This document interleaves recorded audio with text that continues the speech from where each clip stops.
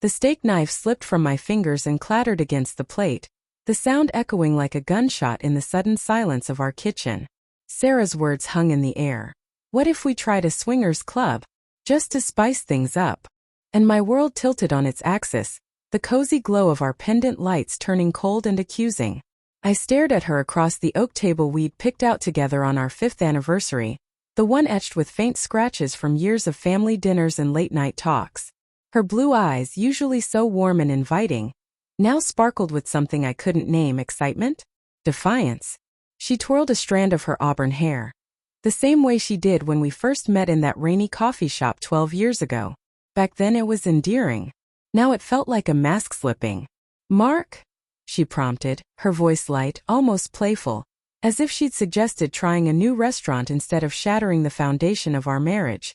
"Come on, it's not that crazy. Lots of couples do it. Keeps the spark alive."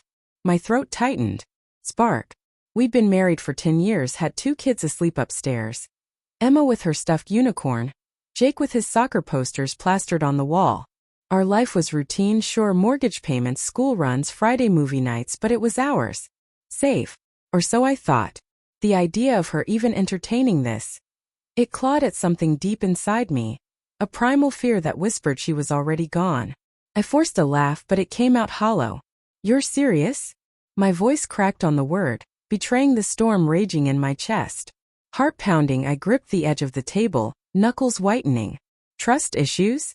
I'd always prided myself on being the steady one, the guy who fixed leaks and planned vacations.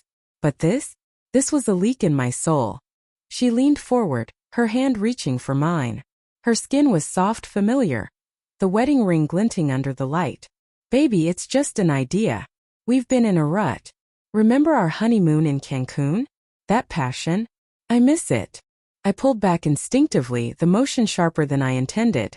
Her face flickered. Hurt? Annoyance? I couldn't tell anymore.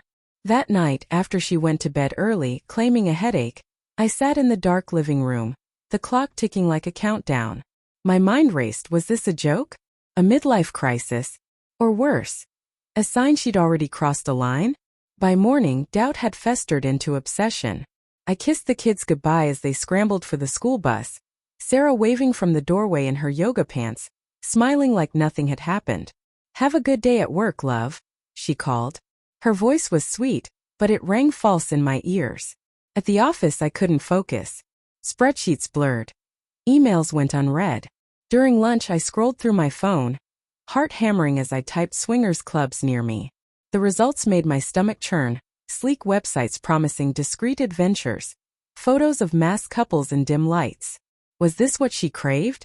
Strangers' hands on her body while I sat home with takeout and Netflix? I couldn't shake it. That afternoon, I left work early, driving aimlessly until I pulled over in a strip mall parking lot. My hands shook as I dialed a number from a discreet ad. Elite Investigations, discretion guaranteed. The PI, a gruff-voiced man named Harlan, agreed to meet me in a dingy coffee shop an hour later. He was older, mid-50s, with a scarred knuckle and eyes that had seen too much. "What's the story, pal?" he asked, sipping black coffee. I spilled it all, the casual mention, the way her eyes lit up, the gnawing suspicion that it wasn't hypothetical. "I need to know if there's someone else, or if she's already been to one of these places." Harlan nodded, no judgment. "Wives don't drop bombs like that out of nowhere. I'll tail her. Photos, logs, the works. $5,000 up front." I wired the money without hesitation, my savings account dipping into the red.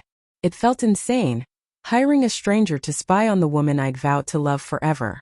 But the alternative, blind trust leading to blindness, was worse. As I drove home, guilt mingled with rage. What kind of husband was I? Paranoid? Or just protecting what was mine? The first report came 3 days later via encrypted email. Harlan's notes were clinical. Sarah at yoga class, normal. Grocery store, normal. Then, a detour.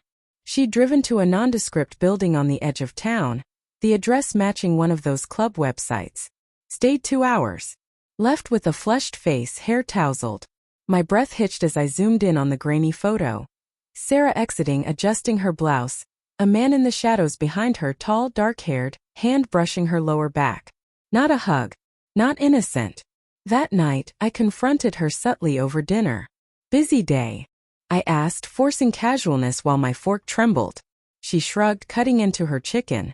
Just errands. Why? Lies. The word burned in my mind. I nodded, smiling through gritted teeth. Inside, heartbreak cracked open like an egg, messy, irreversible. Memories flooded. Our wedding dance, her laugh at my terrible jokes, the way she cried in my arms after Jake's birth. How could she? Suspense built over the next week. Harlan's updates trickled in. Secret texts on a burner app. Late-night girls' nights that ended at hotels. The same man, identified as Derek, a colleague from her marketing firm. Photos showed them in a car, her head on his shoulder. Another of them entering the club together, her hand in his. Each reveal was a dagger. Trust? Shattered. I replayed her words. Just to spice things up. But it wasn't us she wanted to spice with. It was him. Alone. I waited for the perfect moment, emotions boiling. Love twisted into betrayal's poison. One evening, the kids at a sleepover, I laid out the evidence on the kitchen table. Printed photos, transcripts, the club membership confirmation in her name. Sarah walked in, freezing at the sight. Mark. What is this? My voice was steady but tears streamed down my face. You tell me. The club. Derek. The lies. Her eyes widened, then filled with tears. Real ones or acting? It started as curiosity. I swear I never meant. Never meant to what? Destroy us. I roared, the pain erupting. I hired a PI because I couldn't believe the woman I love would suggest that unless she was already there. She collapsed into a chair, sobbing. I'm so sorry. It was a mistake. I felt invisible. Derek made me feel alive. Alive. The word gutted me. I'd given her everything, home, family, my heart. And it wasn't enough. We talked until dawn, voices raw. She begged for forgiveness, promised to end it, therapy, anything. Part of me wanted to believe her, the history, the kids. But the trust was gone, a chasm too wide. In the end, I packed a bag. I need time, I whispered, kissing her forehead one last time. As I drove away, the house in the rearview mirror, heartbreak settled like a stone in my chest. Betrayal doesn't just break hearts. It remakes them into something wary, scarred. Our story wasn't over, but the innocence was. And in the silence of the road, I wondered if I'd ever trust again, or if love was just a prelude to pain.